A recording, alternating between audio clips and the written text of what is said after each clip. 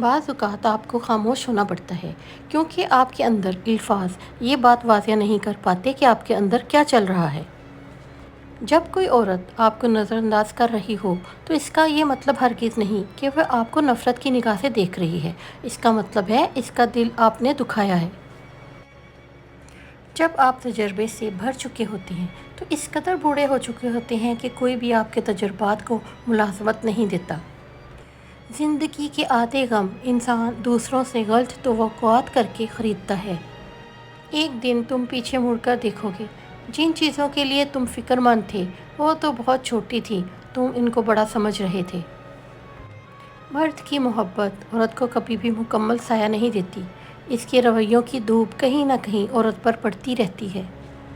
چیخ و پکار انسان کے وقار میں کمی کا باعث بنتی ہے۔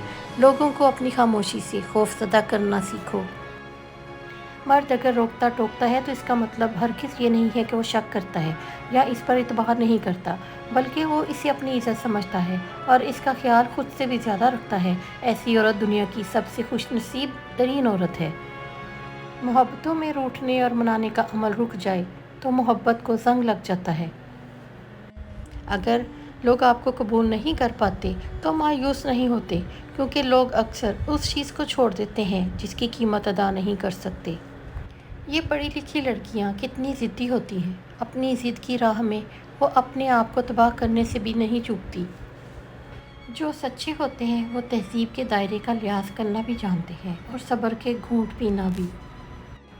بند آنکھوں میں نظر آنے والے وہ لوگ ہوتے ہیں جو دل کے اس کونے میں بستے ہیں جہاں سے محبت جنم لیتی ہے۔